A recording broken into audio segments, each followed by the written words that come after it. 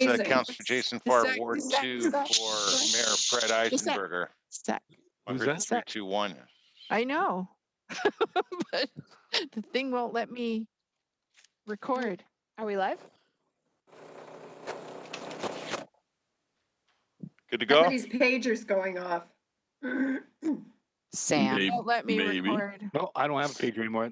3 years ago, I got rid of Can that. somebody else click record?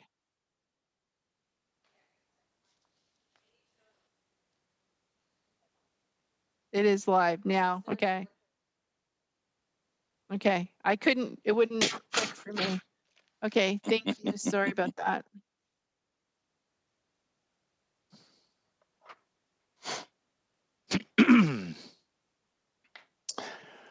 Okay, good morning, everyone. It's Ward 2's Jason Farr for Mayor Fred Eisenberger. Welcome to this very special council meeting.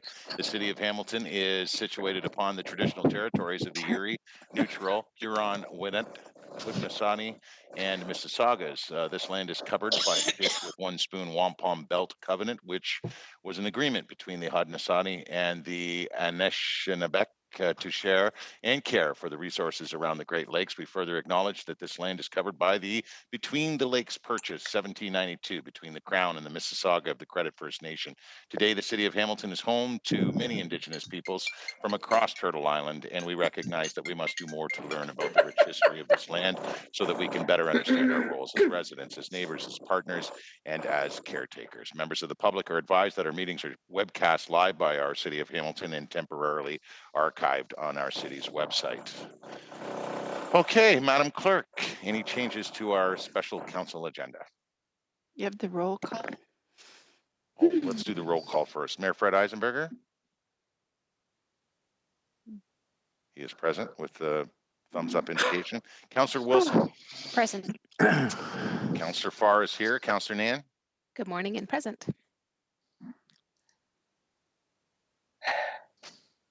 Seeing you there, Councillor Marula. Councillor Collins? Councillor Collins? Councillor Jackson? Here. Councillor Jackson is here. Councillor Pauls? Councillor Danko? Present.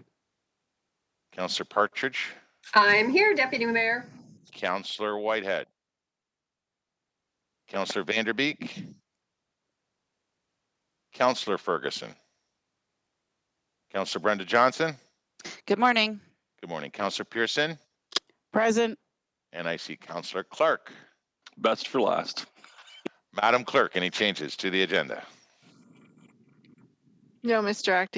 Acting Mayor, there are no changes to the agenda. So in a motion to approve the agenda as presented, and that is moved by Councillor Nan and seconded by Councillor Tom Jackson. All in favor?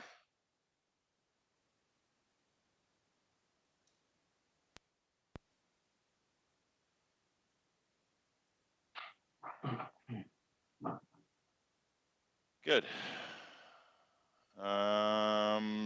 Members of council. Sorry, we're waiting on a vote here. Sorry, thank you.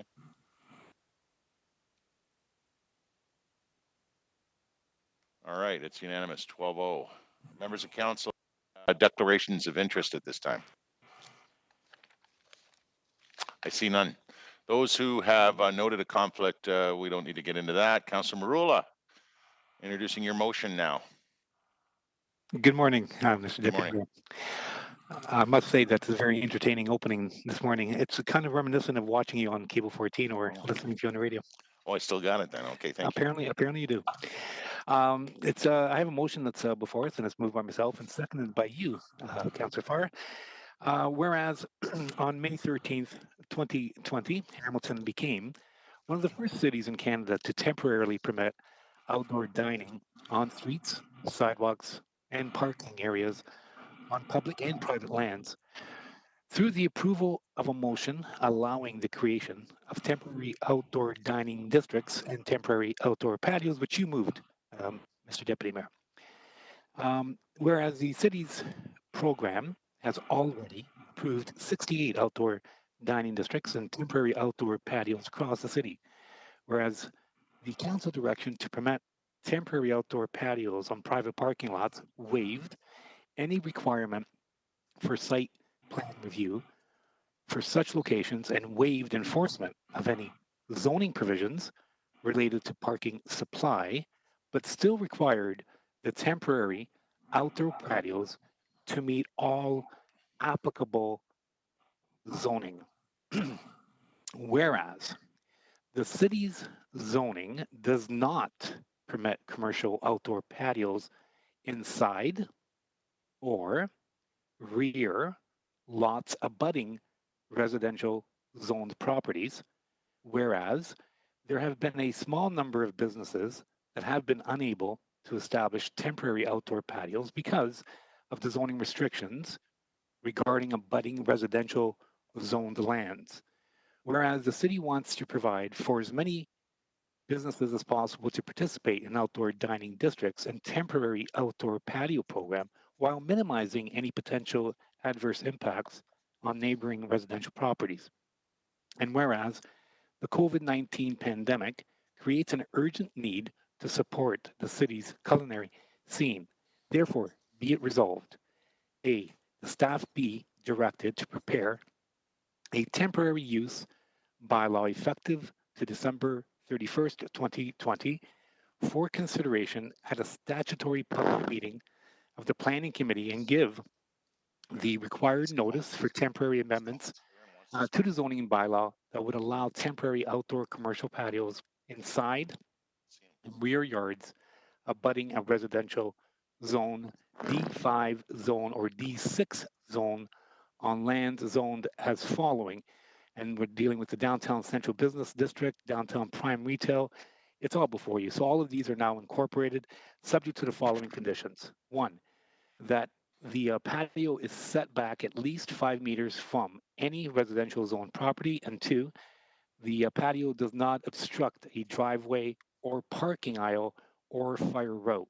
B, the council directs staff to immediately suspend the enforcement of the zoning bylaw provisions prohibiting commercial outdoor patios inside and or rear yards abutting a residential zone, D5 zone, or D6 zone, where the conditions listed in A and B above have been met, and that the suspension of enforcement continue until either the temporary zone or use zoning bylaw comes into force or until the duration stipulated for the temporary use bylaw use zoning bylaw expires. So, excuse me, just briefly, Mr. Deputy Mayor, I think it's incumbent of us at this present time to just simply and firstly try to explain what all of this means, because I know we're in a middle of a pandemic and we have a lot of challenges, but we really have to put this in perspective and allow the public to understand that when we're dealing with a novel pandemic or a virus such as coronavirus, there are impacts, and one of those impacts obviously was the commercial sector. Restaurants closed, and then as a result of Ontario working collectively together and the city working collectively together, and with the green light from the province, allowed us to move into phases, as we know, but restaurants were never included. Councillor Farr and Mr. Thorne, or Jason Thorne, our general manager of planning, and a number of us obviously felt with the weather warming up that it would be advantageous to move forward to try to allow for some sort of commercial enterprise, particularly within the restaurant industry. At that time, I think all of us knew that there would be winners and there would be losers, but those losers weren't established by design. It was limited by regulations and legislation. And we did need some time, obviously. And I think a number of us didn't think it was possible. And in consultation with Jason Thorne, who worked diligently on this file, and we need to applaud him and his staff. I believe that was Ken Leanders involved with that as well, in establishing what's really surely creative and makes us one of the first cities to not only go through the first phase that we did, but also the second. And I understand that restaurateurs today in Hamilton, we all feel your pain. And we're doing everything possibly we can, but we can only do it within the parameters of the law. And creatively, staff were able to find that. Nobody was intentionally trying to do anything to anyone negatively or not looking for a solution.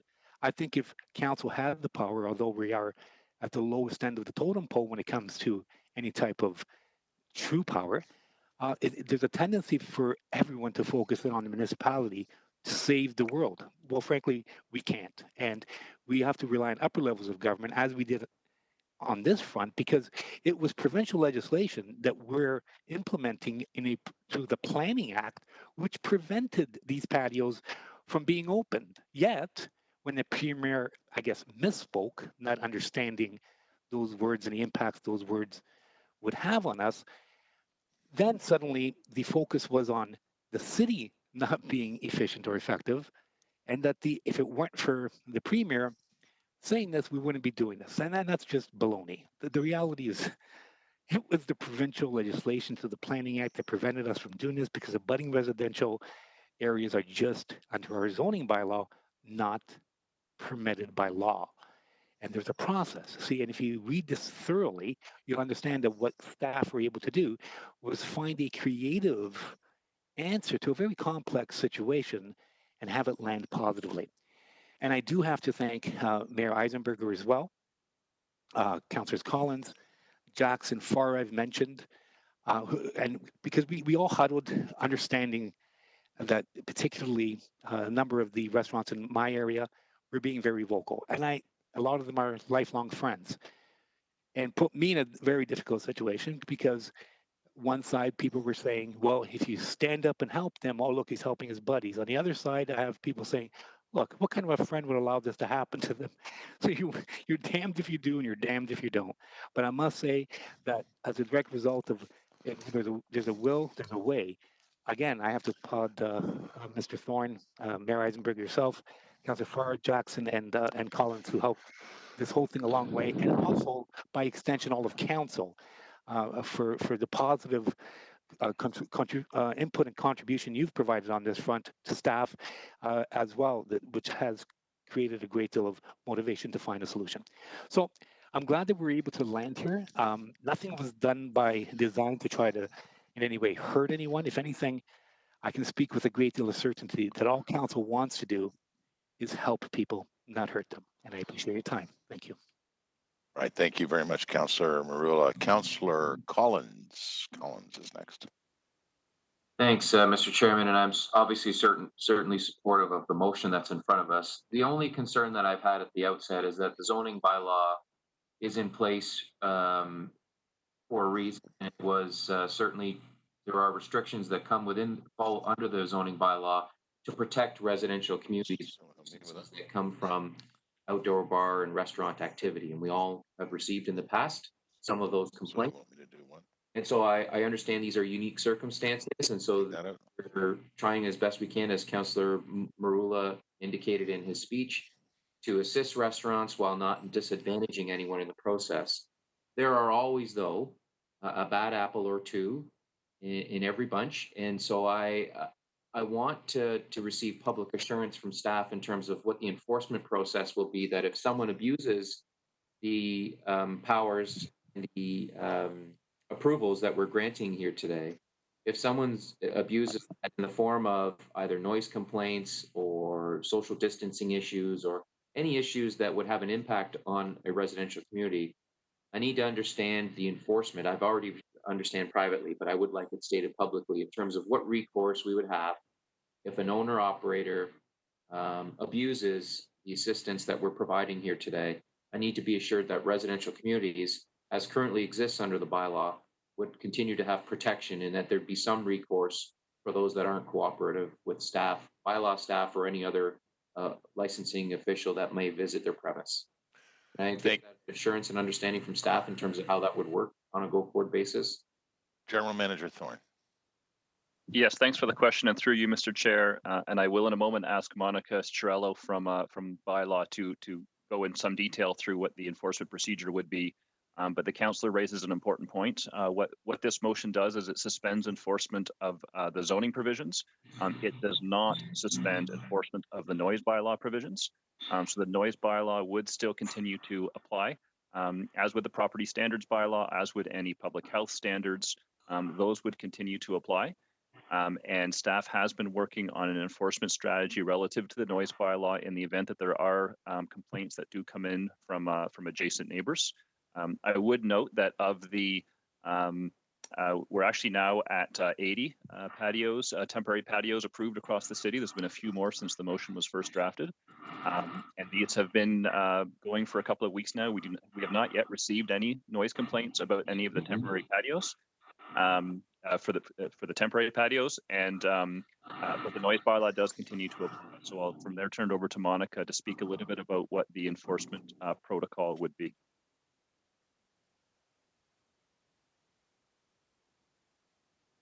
Good morning, and through the chair, Councillor Collins, to provide you, I guess, a little bit more detail on our progressive enforcement. As you know, we always take progressive enforcement. We always want to seek compliance. That's always our number one step when it comes to this. So when it comes to a noise complaint, if we get one, we will respond to the complaint. Our officer will attend the property. If we determine that there is in fact an issue, so under our noise bylaw, what that means is there a noise that is likely to disturb the public from the point of reception? So if we do notice that, we will give a verbal warning to the establishment, and we will take things into consideration. So when our officers there, we'll take things into consideration of how they hear the noise, if they have to raise their voice, how can they communicate? So we will give them that. And then if we get a second complaint, we will again reattend and we will investigate. And at that point, we'll have a conversation with the manager and we will give suggestions as to how they can get into compliance with our noise bylaw. And this could include things like moving the location of the tables. Perhaps that's causing a problem, or in fact, reducing the amount of tables that are on the patio, installing sound barriers, things like that. So again, we want to work with the business owners. If we get called back again, this is when we can take more of a severe step. And we still have bylaws in place, our noise bylaw, our physical distancing bylaw, and our licensing bylaw that we can use to, in fact, lay a charge. So we can lay a charge under our noise bylaw through our apps, or if it's more serious, we can issue a Part 3 charge, which has a little bit more of a financial impact on the business. Another option under our licensing bylaw is the director has the authority to suspend the operation for 14 days automatically. So that's authority that we get under the Municipal Act, that if it's severe, the authority exists that we could suspend it, no questions asked. And if they continue to operate during that period, it could go to a licensing tribunal.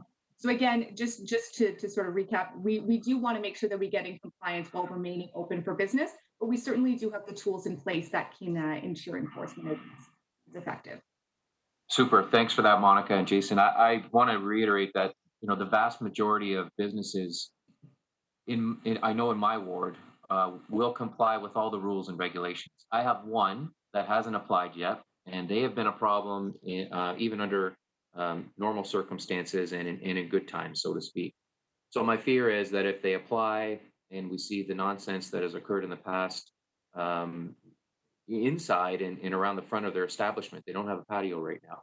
My fear is that you know, I will receive complaints from the neighbors, and that I just wanted to ensure that there is some recourse for them and for their counselor if in fact there are issues that arise. And so for those that have already opened, they, as has been mentioned, I haven't received any complaints from my ward. They're all following the rules. I wish them all the best. I know that they were very anxious to see those patios open with the previous motion that was presented, as Councillor Marula noted. And I hope that others will be able to follow along the same lines with the same kind of success with the motion that we're going to pass here today. But I wanted to get on the record that if there are residential areas that are impacted by operators who are thumbing their nose at the rules and regulations, there is some recourse. So thanks for that information. Thanks for Councillor Farr and Marula for moving it today. And certainly, as was noted, thanks for staff for their assistance in the preparation of the motion as well. Thank you, Councillor Collins. Councillor Clark, please. Thank you, Mr. Deputy Mayor. First, I want to thank the sponsor of the motion for the inclusion of the two conditions. The patio is set back at least 5 meters from any residentially zoned property, and the patio does not obstruct a driveway or parking aisle or a fire route. Those two conditions helped me greatly. I share Councillor Collins' concern. I understand that staff are saying that they can enforce it through the noise bylaw. But if I could ask for clarification, we have this pilot live music or music bylaw for patios, and then we have the noise bylaw. What happens if there's a conflict between the noise bylaw and what's permitted under the music for patios? Can I just get a comment on that? Good Yeah. question. Jason? Yeah, so through you, Mr. Mayor, so the council is correct. We do have a pilot program in place to allow live music on certain patios. Now that only applies in certain areas of the city. That temporary use bylaw was approved by council, I think it's about a little over a year ago, came into force in effect a little over a year ago. And it only applies to certain areas of the city. I know Mr. Robichaud is on the line, and if council is interested in being reminded of what those locations are, Mr. Robichaud can provide that. What that temporary use bylaw provides for is it takes away a zoning violation with respect to having outdoor live music. And it provides for the opportunity to apply for an exemption to the noise bylaw that would permit noise up to, I believe it is 80 decibels, is what that exemption would provide for, subject to the director imposing various conditions on the establishment.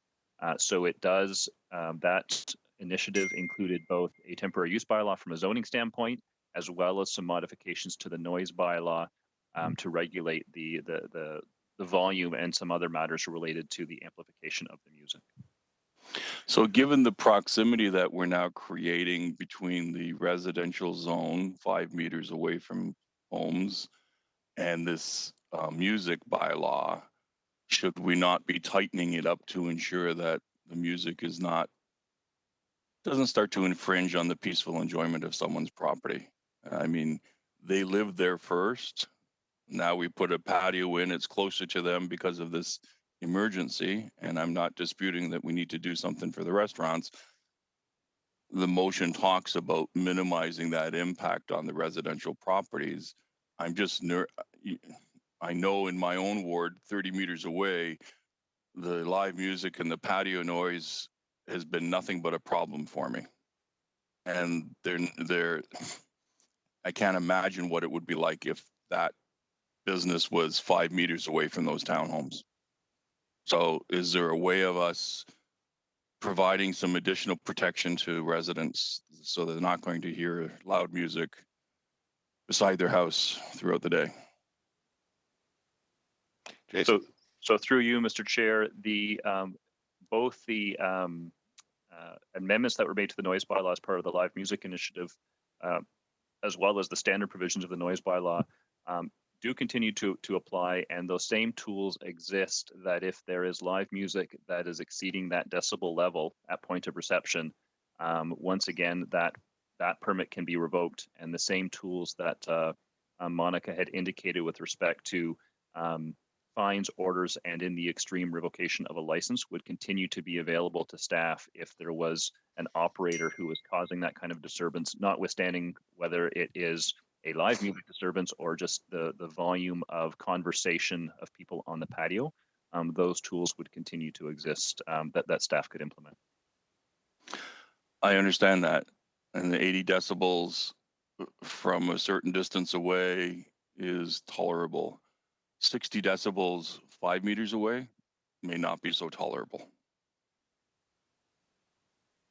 So I'm raising it as a concern. I still think it's a concern. I think we need to clarify it somehow because that is going to be the issue. We will open them up and then we are going to find that we have challenges between what that pilot said and what the noise bylaw said and the fact that we're allowing the patios to be 5 meters away from residential properties. Thank you. All right, thank you, Councillor Clark, and maybe Steve in a moment can share with us where those live and I believe recorded music patio footprints are, if that'll help. And if he is actually available right now, General Manager Thorne. Steve, do you have those footprints? I know the downtown commercial district, the waterfront was excluded in an appeal. Yes, Hi, Mr. Steve. Chair, Steve Robichaud, thank you. So the outdoor commercial patio entertainment temporary use bylaw only applies to 8 geographic areas, so downtown Hamilton, Hess Village, West Harbor area, downtown Dundas, James Street North, James Street South, and Augusta Street, and then Upper James Street from Stone Church to Rymel, and then it recognized certain some properties in the rural area, which were predominantly golf courses. Those are the only areas that would be permitted to have either live or recorded entertainment on their outdoor patio, regardless of where that patio is located. So in the rest of the city, the noise or the live entertainment prohibition is still in force and effect. Thank you. Thank you. You good, Councillor Clark? My concerns still stand. All right. So, Okay. Thank you. Councillor Nan. Thank you. Through the acting mayor to staff, I just wanted to clarify a few questions that I had on the motion. And that was in regards to, I'm sure, like many of my council colleagues, hearing from businesses that felt previously unable or denied the access of patio and being able to bring their businesses back. Just a sense from staff, if I could, through you, how many patios had been denied, how many applications had been denied under the previous bylaw? And do you anticipate that many more will be approved if once this motion is passed? So through you, Mr. Chair, as of today, we've received 117 applications. Some of those are still under review. 80 have been approved, and to date, only 10 have been denied. My understanding is all for the same reason of the abutting residential provision. So I would expect that if this motion passes, those 10 would resubmit and would be approved. How many additional ones would also come forward? I can't quite say. I know that we are still seeing somewhere in the neighborhood of maybe a dozen or so applications coming in each and every week from different restaurants and bars and cafes. Some of those, most of those, would already be permitted without this motion, but there will be that small number that run into the issue of the proximity to the residential.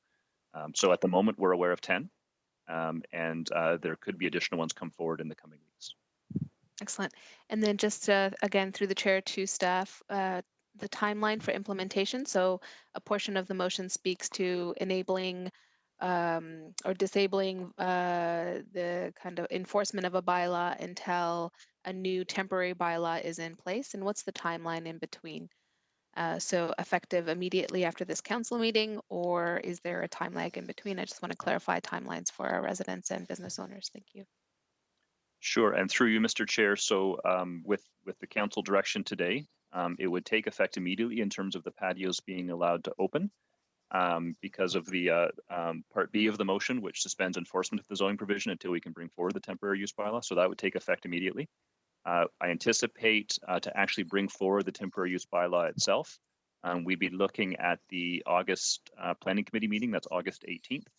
Planning Committee meeting would be our goal to bring forward that bylaw for committee consideration, which would then go to council on August the 21st. So that's the timeline we'd be looking for the bylaw. But Part B of the motion does suspend enforcement until that time, which means the patios would be able to open immediately. Excellent. Thank you very much. That's all my questions. Happy to support the motion. Thank you. Councillor Danko. Thank you, Mr. Deputy Mayor. Just wanted to share a quick anecdote, I guess. There's been 4 outdoor dining districts already approved in Ward 8, which I think is just absolutely fantastic. I saw 3 more come across my desk yesterday. So there's quite a wide uptake on this from all areas of the city. I know when the initial discussion took place, there was kind of a bit of a focus on sort of the downtown areas in the core. And there's some concern about reprioritizing space away from cars to people. But what we're seeing with 80 so far being approved throughout the city, this is benefiting businesses all across the whole entire city. And last week, I had an opportunity to go on a tour of the 4 that were already approved, and they were utilizing their parking spaces. Most of them are on the Upper James corridor, so they have the advantage of having ample parking that they can use and reprioritize. And I just wanted to share a quick story with one of the owners I was talking to of one of the businesses, and how appreciative he was of this program. And in particular, he was just absolutely very, very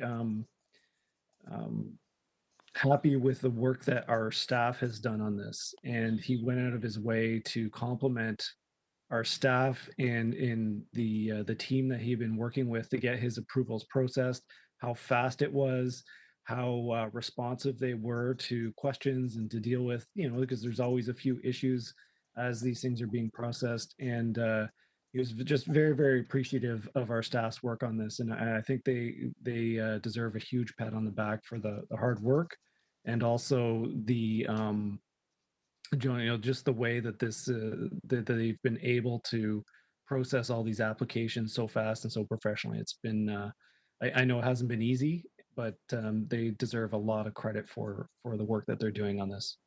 So just wanted to pass that along. Thank you, Mr. Chair. Thank you. Appreciate that, Councillor Danko. Councillor Wilson. Thank you, Chair Farr. I just had a question with respect to presently, are customers able to eat inside restaurants? I should know this. I'm sorry, it shows that I haven't been out through you to whomever. They are not, but Right. officially GM Thorne. I They're didn't not think at the so. moment. Yeah, I didn't think so. So Not yet. Maybe phase 3. in stage 2, right? Yeah, in stage 2. So they're not allowed. Customers aren't allowed to move in. Just so I understand, if there are folks out on the patio, and for example, it begins to rain heavily, and do we have to put in the bylaw that we can enable folks to come in to pack up their meals or pay, or how are we dealing with that? Thank you. So through you, Mr. Chair, I don't think it's necessary to include in the bylaw. There's no restriction from a public health standpoint in terms of coming in to pay, also to use the bathroom. Can be done. You just can't stay in and have your meal inside. Right. Okay. Thank you.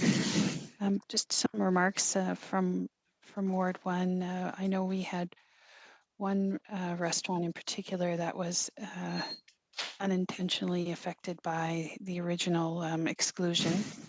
And I just would like to give a shout out, if I could, to the residents, particularly around Locke Street, who, while acknowledging that there always is some tension with respect to noise in residential areas abutting, they were the ones who were bringing the exclusion to my attention and rallying behind the restaurant. And special shout out to Hamish, who was so kind even to bring the Mississauga bylaw to my attention.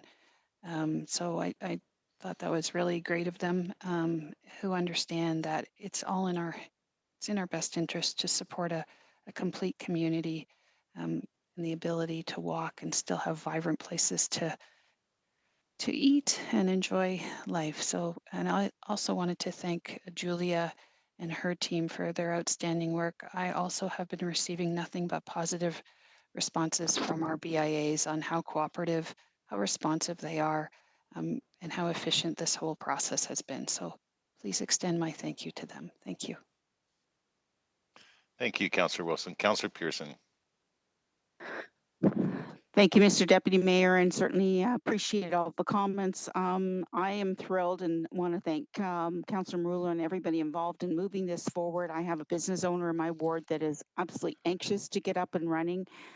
He's better than 400 or 500 feet from nearest residential, and this will help tremendously a number of our establishments throughout the whole city of Hamilton.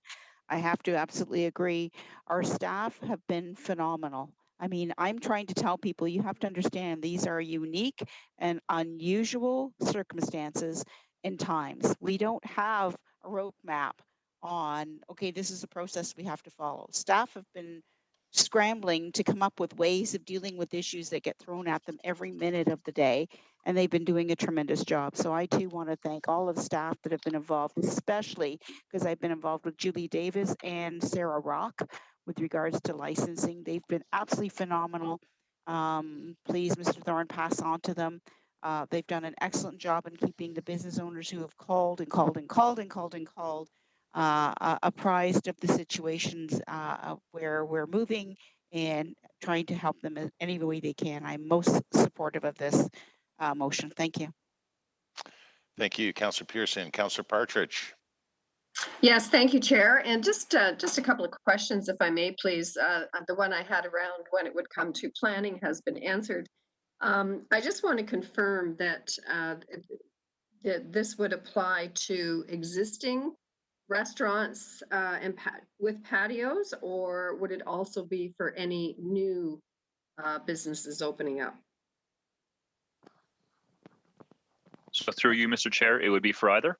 So if you have if you are a property that has a patio permitted as part of your business, this would apply. Okay, and if you haven't opened up yet, but you do open up in the next month or so, it would still be applicable to the application? Through the chair, that's correct. If you're in one of the zones listed in the motion, which is most of the commercial zones in the city, then yes. Okay, thank you. And can you just explain the application process? The reason I ask is because I did have a restaurant that did not understand they needed to apply when they heard that they were able to expand their patio outside, went ahead and did so. So can you just explain that application process, please? I certainly can, and actually Julia Davis is on the line, so I'm going to get her to provide some of the details on that. Terrific, thank you. There are actually two types of applications. So one is on public property. So if you want to use the city sidewalk, parking space, that does require a city approval because you are using city space. On a private property, which is what this motion applies to, the process is a bit different, and I'll ask Julia to speak to that.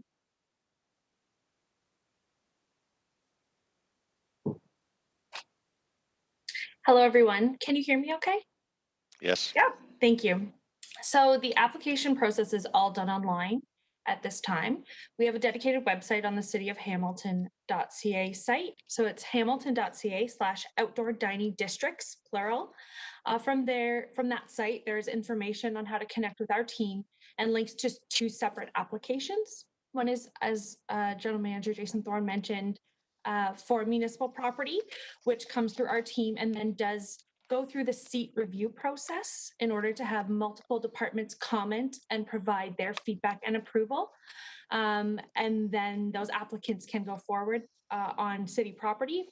And then through the private property process, we ask for an application for anyone who's looking to expand on private property. That comes to our team.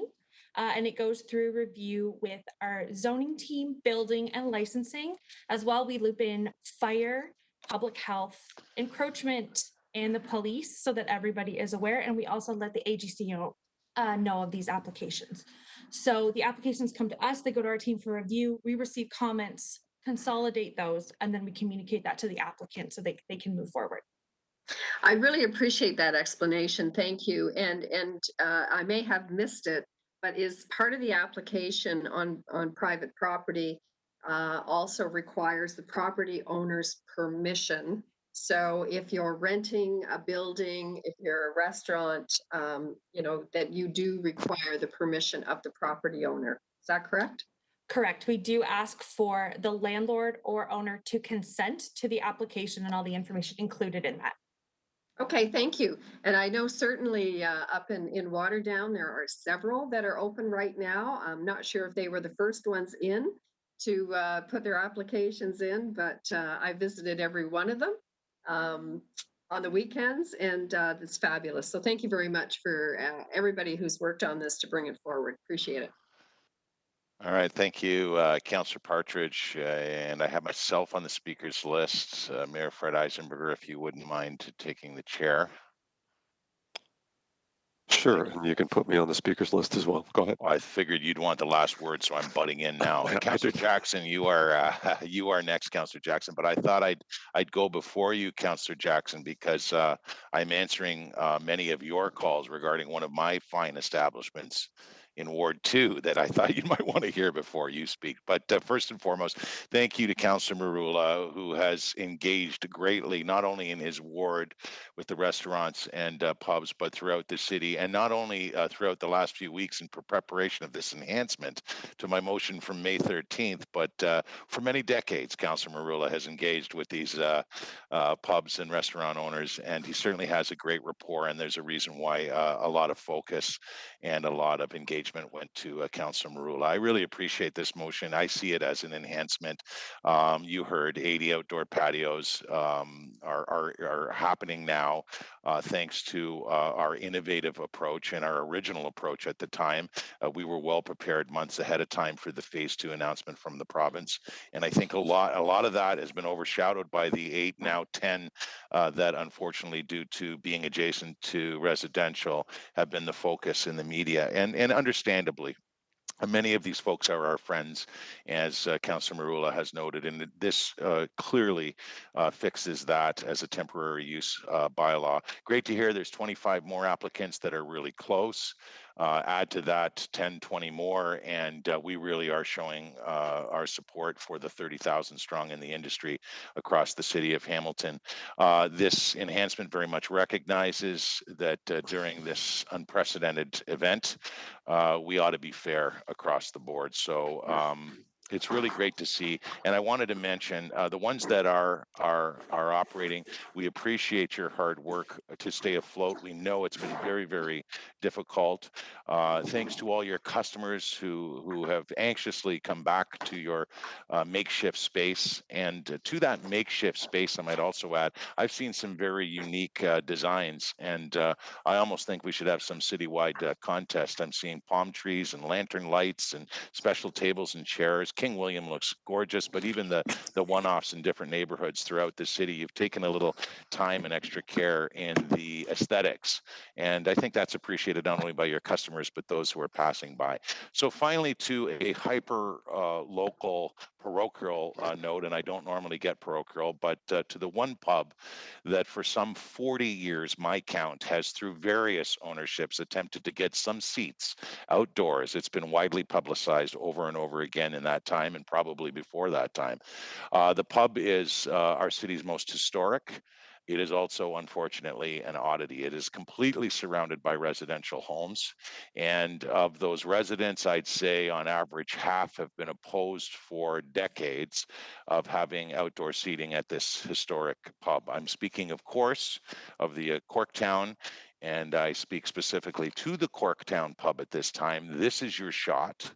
I trust and hope that the overall feeling by all surrounding your location there in that beautiful neighborhood will work together, engage together, and it'll be a kumbaya event. And who knows, for future, when all of this is over, you'll have proved something. I'm hopeful. I really am. I've been always so supportive of the Corktown, but obviously doing my duties as a local councillor, I have to also take into account that there are at least roughly half of the residents surrounding that pub that had concerns respecting the peaceful enjoyment of their properties, and they needed to be the focus, not the Facebook campaigns, not the many musicians whom I love that have called me, or my fellow Irish Canadian community people who have called me and called Councillor Jackson. It really has been difficult, but in the end, it ultimately comes down to who is most impacted. Now is your chance, though. There is absolutely no way. So to those 6 or so that continue to be opposed and may continue to be opposed, I hope not, let's work with them. Let's hopefully understand that this councillor absolutely cannot omit one bar, restaurant, pub, the Corktown pub, from what we're doing here historically today with Councillor Marula's motion. So good luck, Corktown, and call me if you need any help. Thank you very much. Chair's back to you, sir. Thank you. Councillor Jackson.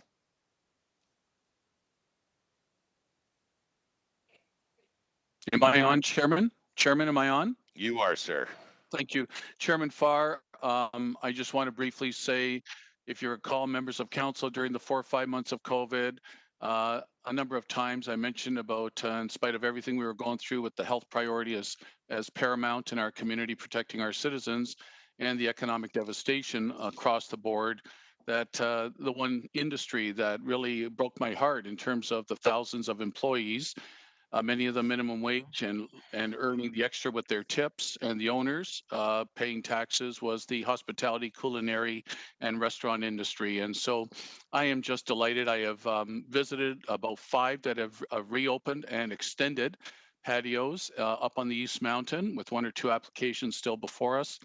And when I've gone to them, picking up some food, seeing a number of the regular patrons, the wait staff, the owners, it's been smiles, thumbs up, a relief. You could just see everyone's so happy to once again be together, safely, social distancing, of course, but having that experience that is part of the fabric of our community and the small and supporting small business. So I congratulate Councillor Marula, yourself, Councillor Farr, working with General Manager Thorne, and Julia Davis, who has truly been amazing to not only review the applications, but to expedite them as much as possible, recognizing the need of 4 months with many of these businesses being without income, or in some cases surviving simply by paying rent and utility bills with takeout and or pickup delivery. So I'm really grateful, Councillor Farr, just specifically to the item and the location you mentioned. I just appreciate your open-mindedness, and boy, oh boy, it's been an amazing grassroots campaign from that particular owner and the people who support that owner. But you have done a wonderful job in trying to balance both the needs of your residential community and also the small business owner. And that's often the 2 hats that we wear, which is difficult, and compromise hopefully is the order of the day. So I'm very supportive, Chairman Farr, of this wonderful motion. And all I want to say is if it's approved, I'm going to reach for a sangria. Thank you. I was waiting for that. Mayor Fred Eisenberger. Yeah, thank you very much, Chair and members of council. And I think this is a great effort to try and help businesses in our community. And at the end of the day, it's about employment. The restaurant business employs a lot of people, and to try and get them back into a business, we ask all of our residents to be reasonable. And even though that there might be some impact, that this is a temporary issue, and hopefully get a lot of people back to work. So thanks to everyone. When this first happened, when we first did the first wave of restaurants, we were all pretty excited we were able to do some. And so some 70 or plus, have been approved. But it left us scratching our heads in terms of what do we do with all the other restaurants that are having the same kinds of challenges. It didn't differentiate from that, but we had to set some sort of a standard. And this kind of loosens it up even more, and I think that's entirely the right thing to do. Just one quick question to staff. Now, this is a temporary use bylaw. It begins the moment we ratify it, so through an application process. When does it end? So is it phase 3 when the indoor restaurants start to take hold potentially? Just to get some clarity around that, so that we at least manage expectations going forward. So through you to staff, to Jason Thorne or whoever else, when does this particular bylaw end?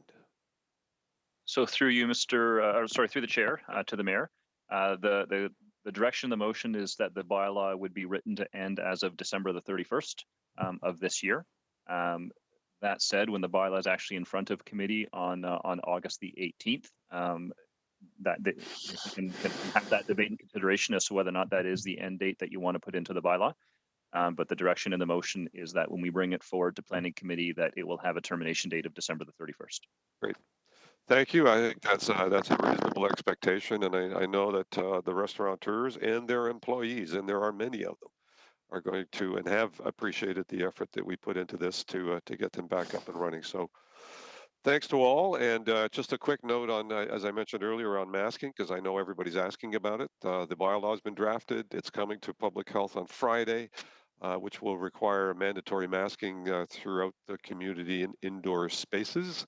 That Board of Health will hopefully decide on Friday and then go to council the following week. So another COVID-related item that I know that many are anticipating and asking for, and it's on its way. Thank you, Mr. Chair. Thank you, Mayor Fred. Councillor Ferguson, please. Yeah, thank you, Mr. Chair. I've tried reading through the bylaw, and it's great that you can support these downtown restaurants.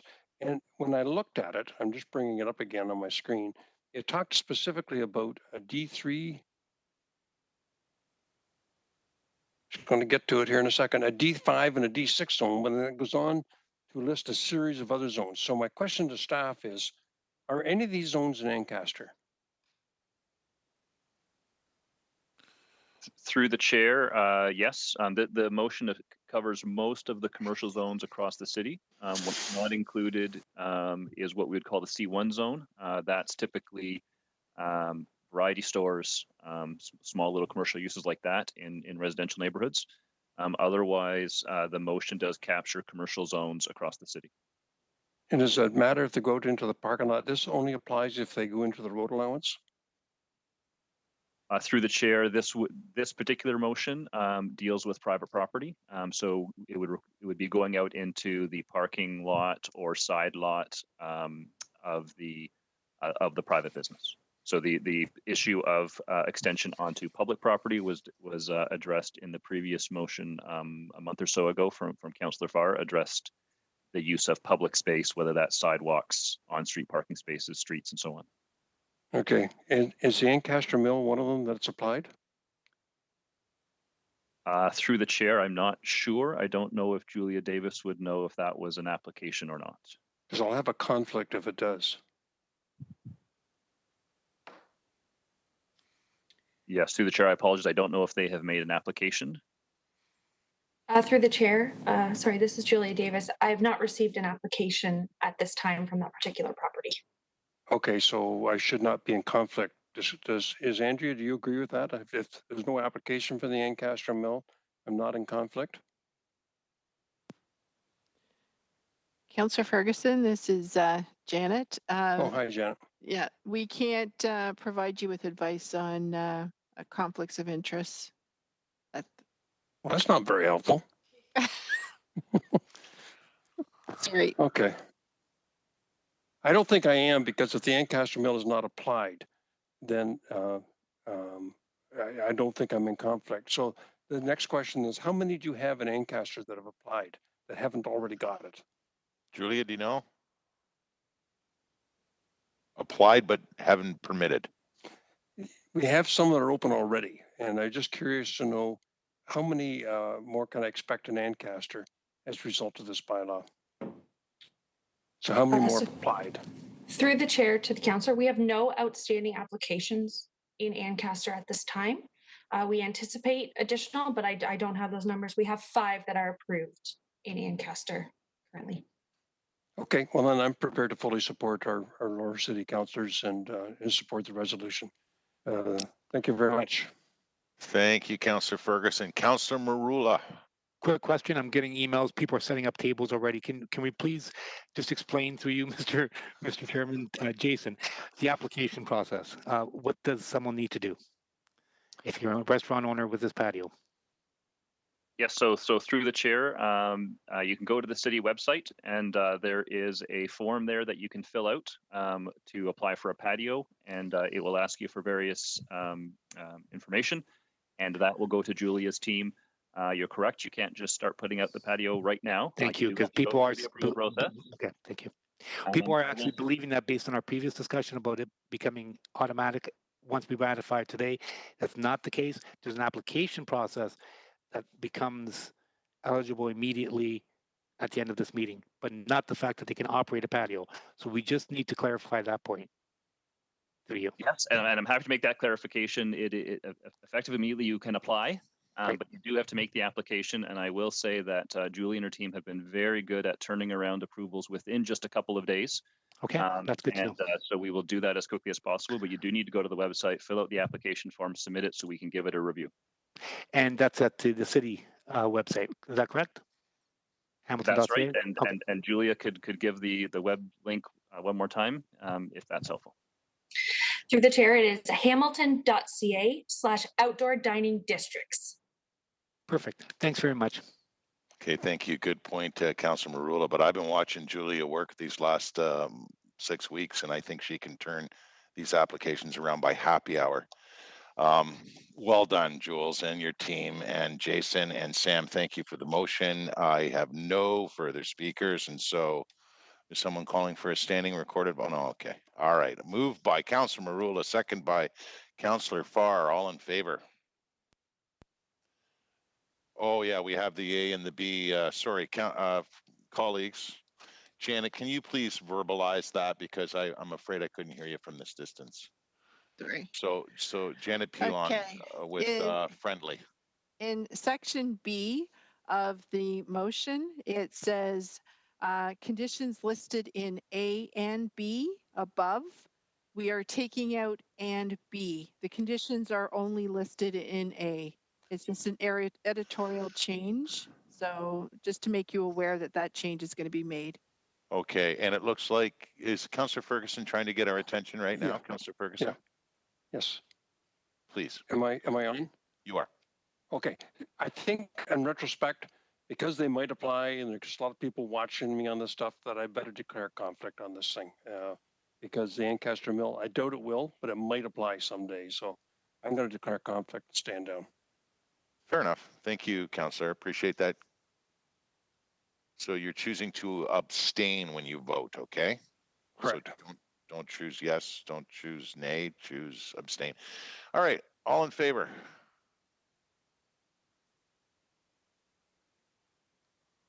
Mr. Chair? Oh, sorry, Arlene, were you trying to get my attention? No, well, yes, I am at the moment, but Okay, my Councillor ability to vote, my ability to vote is not coming up. So could you just acknowledge that I would like to vote yes? Thank you, will do. The clerks have confirmed. Thank you. And the results of the vote are yes 13, absent 2, and 1 abstaining in the final hour. Thank you. Appreciate it, everyone. And we go on now to any councillor wishing to move a motion on the bill. And I would appreciate, it was Councillor Pauls, but she's unavailable. So Councillor Partridge, I see, and Councillor Pearson on the bill. All in favor?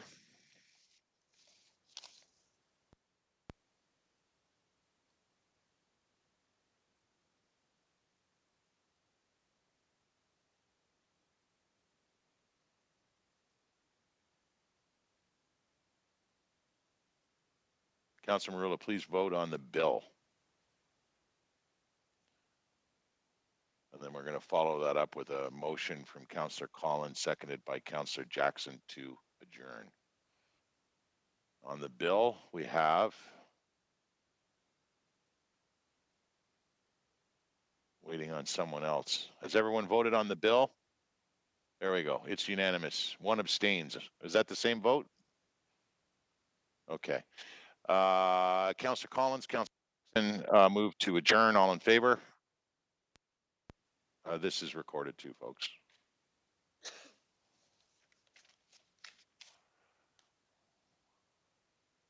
All right, folks. See you at the makeshift patios.